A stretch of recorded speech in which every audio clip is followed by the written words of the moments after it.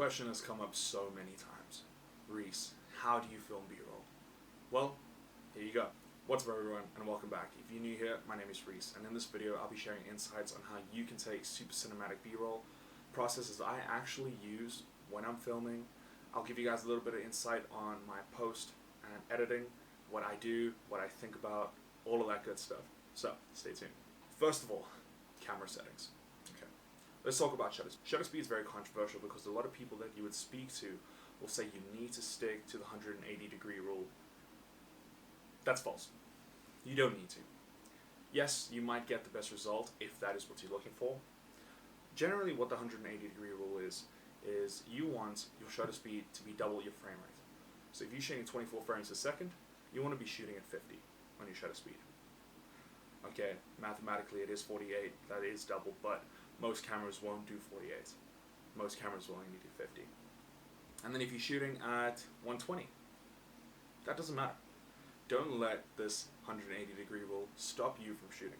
For the longest time ever, I didn't make videos because I didn't have a variable ND filter to control the amount of light.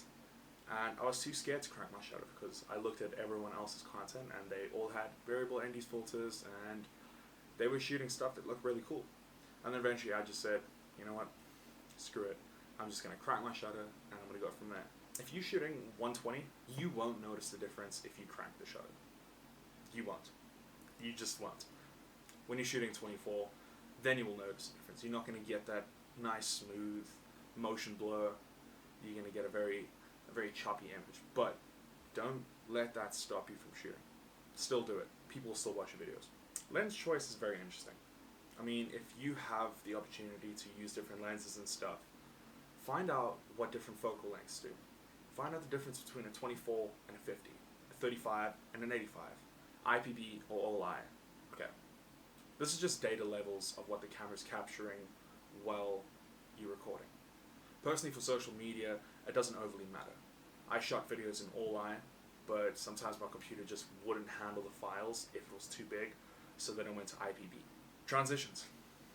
I got inspired to do vertical video when I saw Jesse Driftwood and how he made these super epic vertical videos and he was throwing these in-camera transitions. And I just grabbed a camera and I started throwing it all over the show.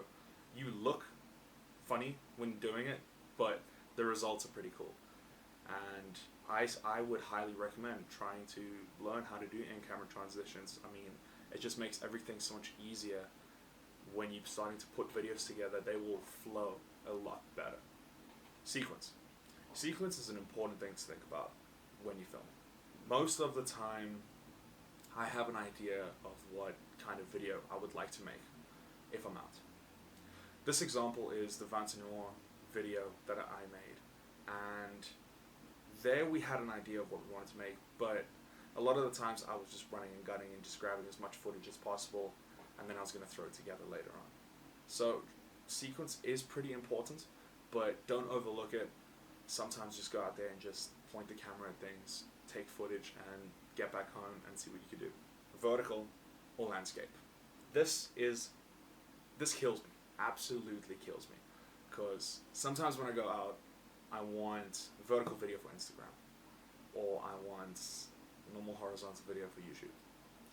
And it drives me so much because I'm constantly taking the exact same shots, just in a different aspect ratio.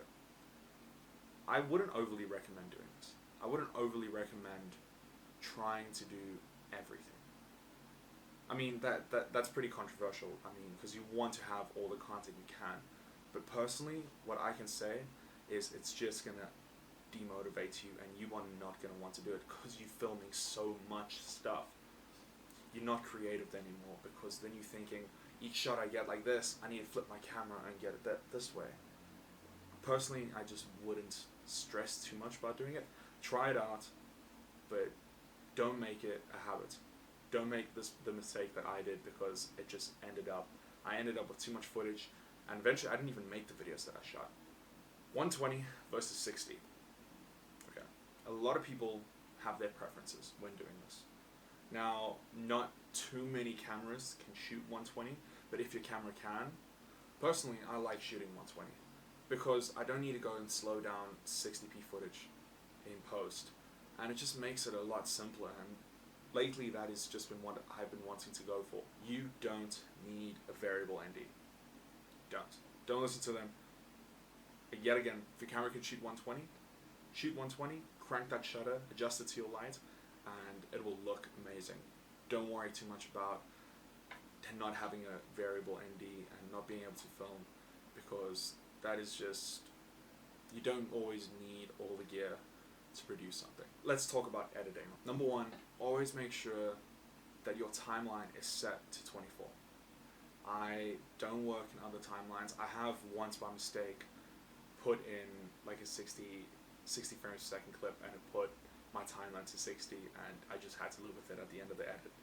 It didn't allow me to change it, but a general rule of thumb, always work in a 24 frames per second timeline. Cut away with music. This is so important. This will make your videos flow better. I remember in the beginning, actually, I'll show you the video right now.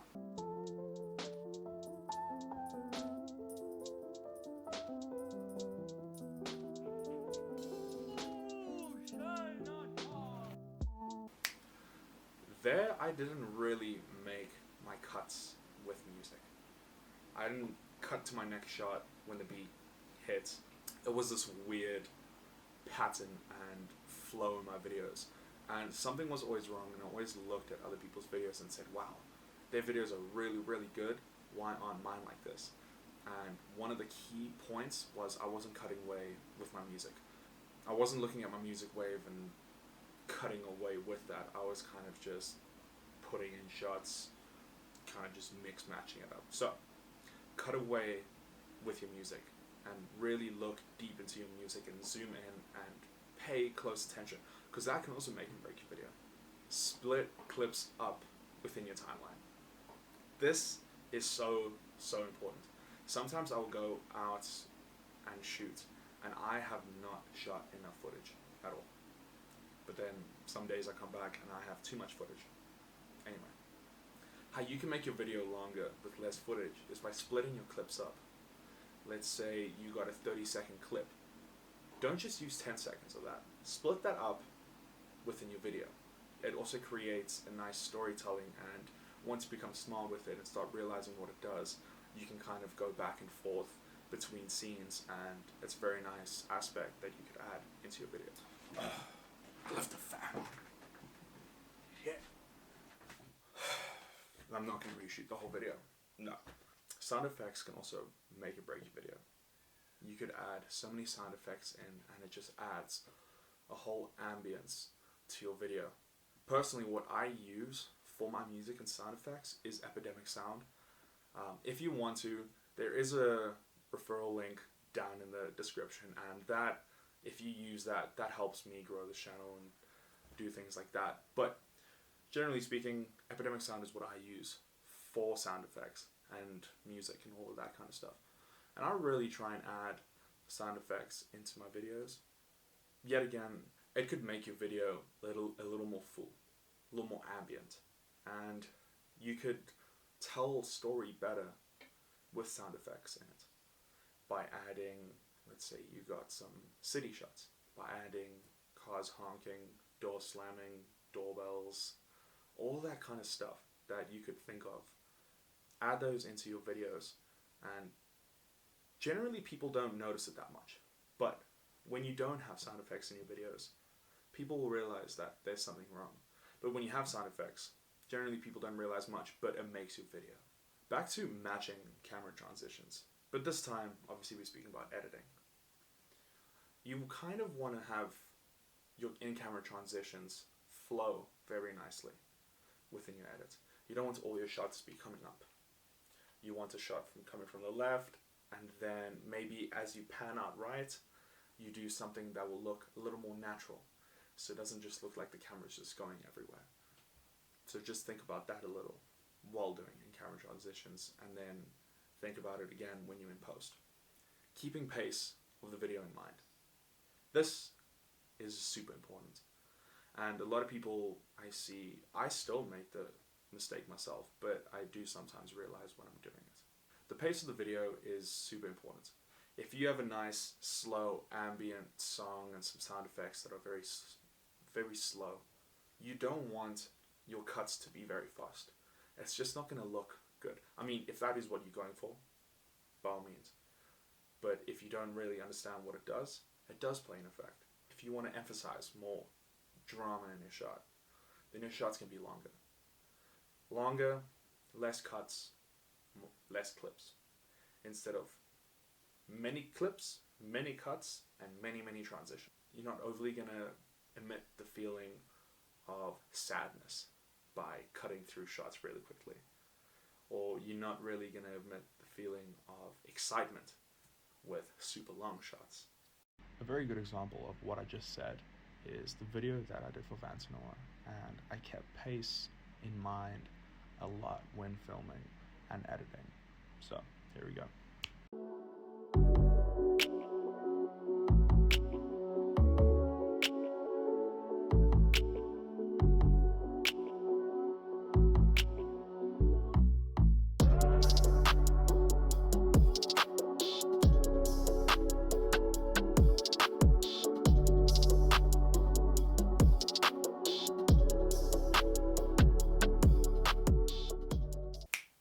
Cool.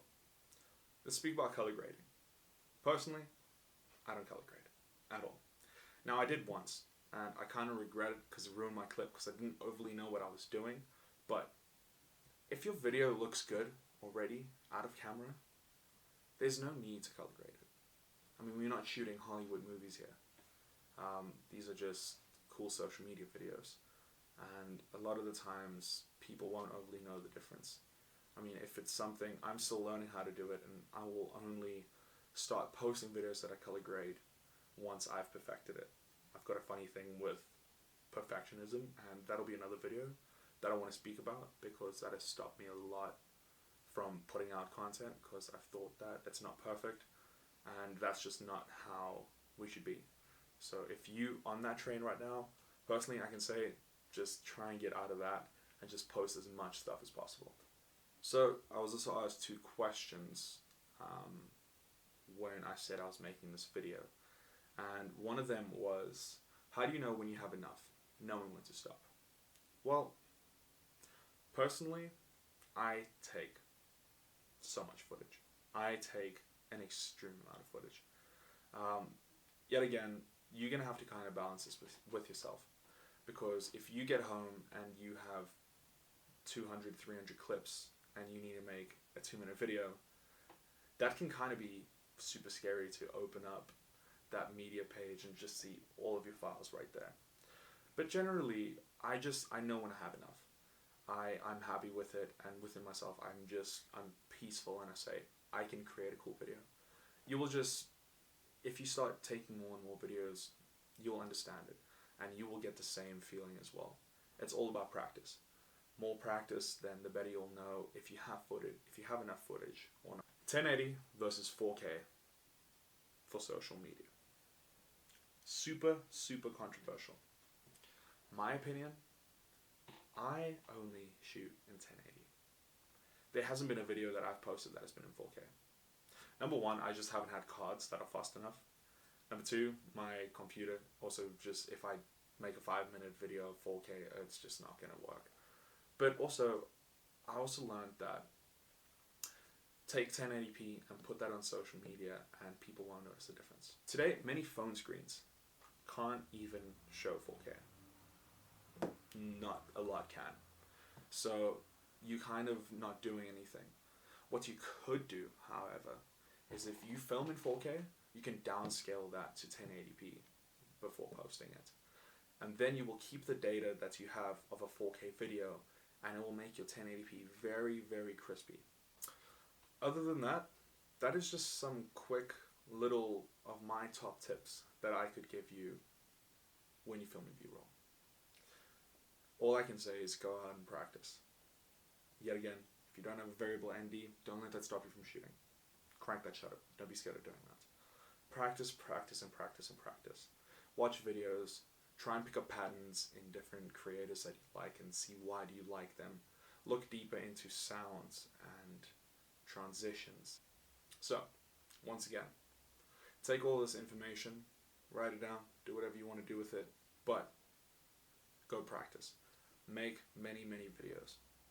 Shoot things that you would never shoot. You will learn something. Always take an opportunity and try and learn from it. No matter how different it is from what you want to shoot or what you are shooting. Shoot everything, and editing is a big, big part of very cool B-roll. Thank you once again. If you enjoyed this and you want to actually learn more, please subscribe, please like, comment. If there's something that I've left out, comment down below, and maybe in a few weeks I can do another touch-up on this video and redo the whole thing. Let's just see the reaction that we get. And yeah, just go shoot, practice, and don't stop.